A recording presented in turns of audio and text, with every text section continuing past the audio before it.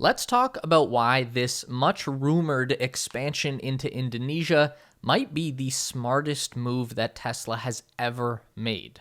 Bold statement, I know, but there is a lot of good information out there to back up the idea that Indonesia might just be the best place in the world for Tesla to fully implement their vertical integration philosophy for manufacturing, literally starting from underneath the ground, turning rocks into metals and metals into batteries and batteries getting put into electric cars all in one place. The extremely credible but still unconfirmed rumors indicate that Tesla will enter a deal with the Indonesian government to source raw nickel, construct a battery production plant, and a vehicle factory. And Tesla isn't even the only company working on deals with the Indonesians. Battery producers and electric car makers are flocking to the Southeast Asian nation right now, and the Indonesians are rolling out the red carpets to welcome them. We could be looking at the epicenter of a whole new green energy boom. It's pretty exciting. So we're going to dive into some ways that Tesla could leverage this new opportunity to create their most ambitious manufacturing project yet.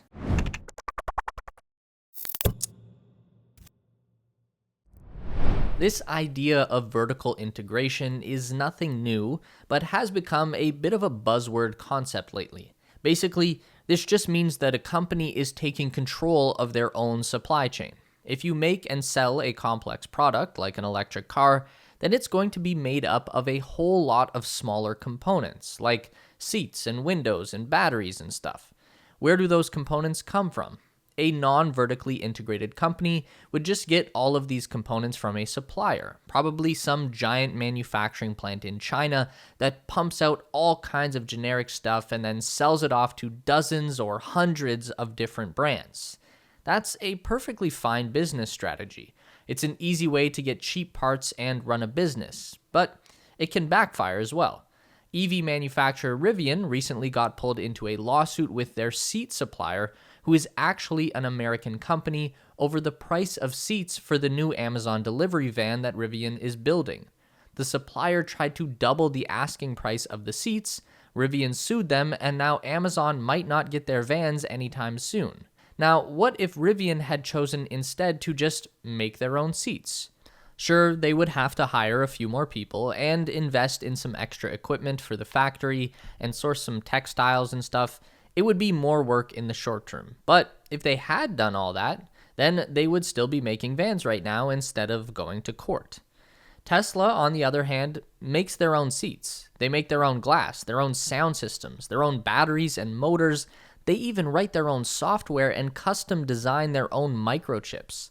This is vertical integration, and it works. Tesla has been the only automaker to drastically increase their production numbers over the past 2 years, while all of their competition has seen deliveries fall because of parts shortages and supply chain breakdowns.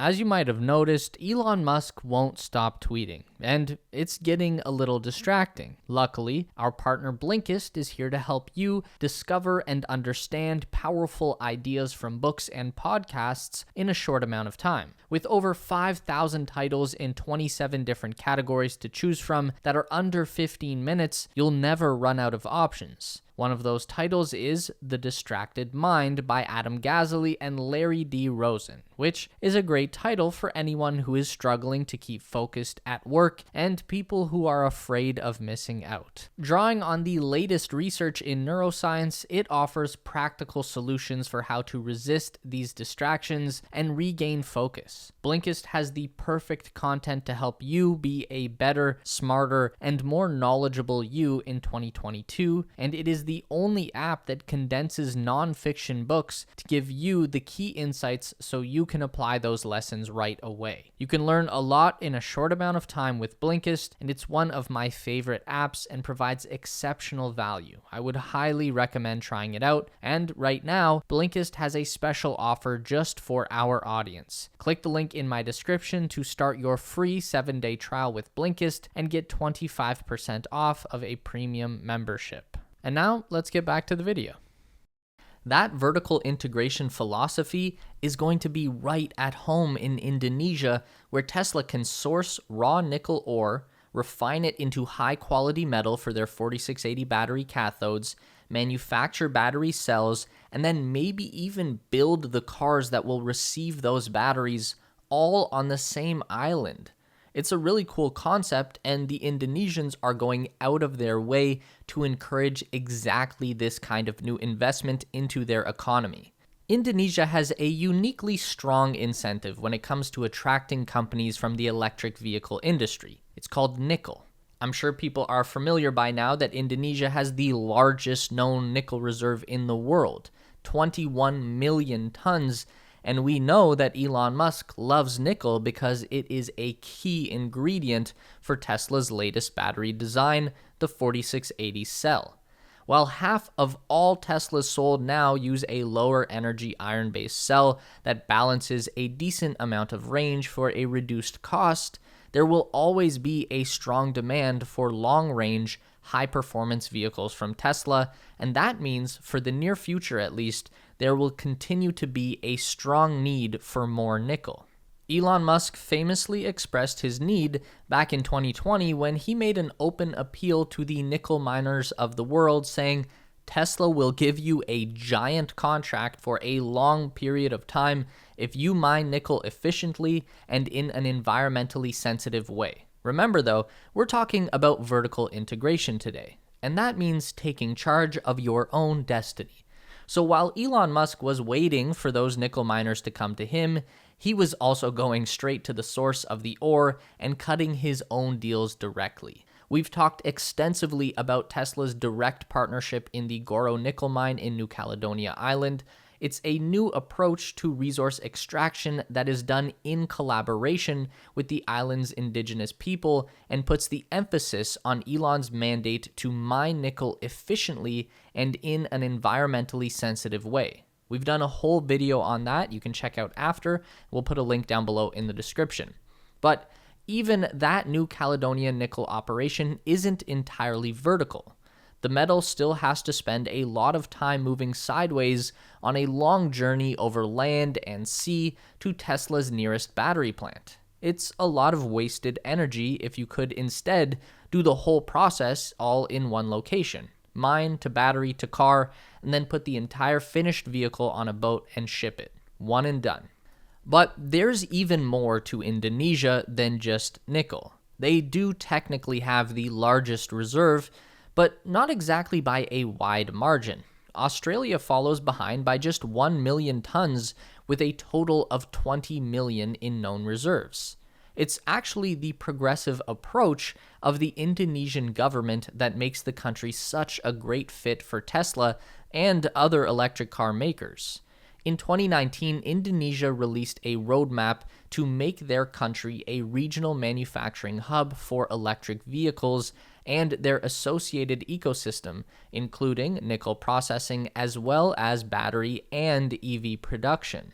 The national government in Jakarta has also set a goal that by 2025, 1/5 of all cars made in Indonesia will be electric vehicles.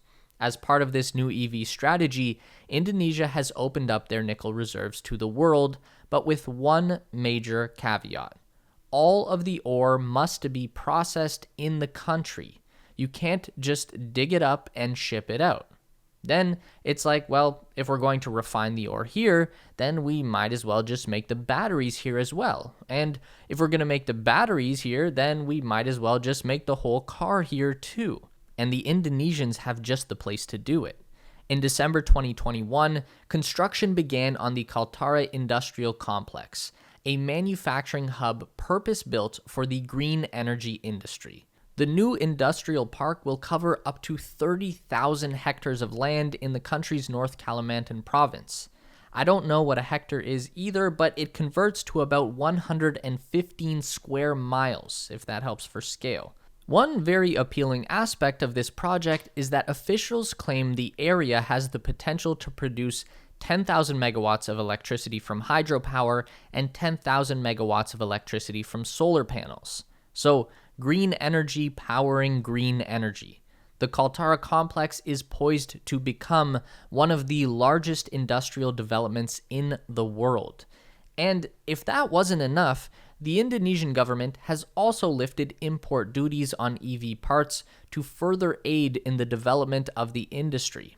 President Widodo has made it his mission to ensure that his country becomes a key player in the global supply chain of the electric vehicle industry.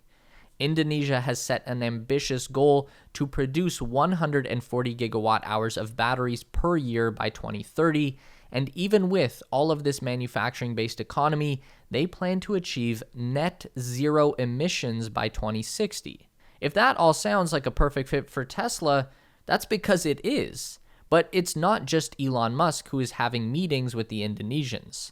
We recently found out that battery producer CATL and LG Energy are setting up shop there as well. These are the world's largest and second largest EV battery makers, respectively. These are also the same companies that Tesla China partners with to supply their battery cells at Giga Shanghai. CATL produces the LFP battery that powers all standard range Model 3s made at both Shanghai and Fremont. LG Energy struck their deal with a local mining company as well as the Indonesian Battery Corporation with a planned investment of about $9 billion, while CATL signed onto a similar project with a projected investment of $6 billion. So not only would Tesla be able to set up their own shop on the island, they would have their longtime supply partners nearby as well. And Tesla isn't the only company with this idea. Hyundai has already made their move to carry out the exact plan that we've just been talking about. The Hyundai Motor Group, which also owns Kia, will be producing Indonesia's first locally assembled EV in its newly launched manufacturing plant. The newly built factory will produce Hyundai's Ioniq 5 EV with a projected annual capacity of up to 250,000 vehicles. The company is also building a network of charging stations on top of a battery cell factory in nearby Karawang in partnership with LG Energy, which is expected to be completed in the first half of next year before being operational in 2024. Speaking at the factory's opening ceremony, President Widodo said, "I hope Hyundai's Ioniq 5 will become an important milestone in the development of Indonesia's EV ecosystem. Moving forward, EVs should be our main mode of transportation," end quote. In a video posted to the Indonesian president's official YouTube channel, which has over 2 million followers and tons of views, this dude schools us at our own game, we can see President Widodo hanging with Elon Musk at the SpaceX Starbase launch site in Texas, and the two of them seem to be hitting it off. Elon is not very good at pretending to like people. Just look at how he gets along with US politicians and other billionaires. But he seems genuinely enthusiastic and happy about his time spent with Widodo. At the end of the meeting, Elon tells the Indonesian reporters that he is really fired up by the country's enthusiasm and their positive vision for the future. Elon says specifically, "We're going to look closely from the Tesla and SpaceX standpoint to try and do some partnerships in Indonesia," and he says that he expects to visit the country later this year in November. So everything is lining up for Indonesia to be a very important factor in Tesla's future. But what do you think? Could they become Tesla's primary export hub? Things haven't exactly been going great with China lately. It would not be surprising if Elon was shopping around for a more stable and beneficial base of operations. That sounds like the best option to me. But as always, let us know your thoughts in the comments section below. Don't forget to give this video a thumbs up today if you liked it. That is so important for getting our content out to more people. If you enjoy the content, then you'd probably also enjoy our weekly newsletter, so sign up with the link down below at theteslaspace.com. A huge thank you to all of our Patreon supporters who are listed on the screen now. You help us make the best content we can, and we really appreciate it. Thanks for watching, and we'll see you in the next one.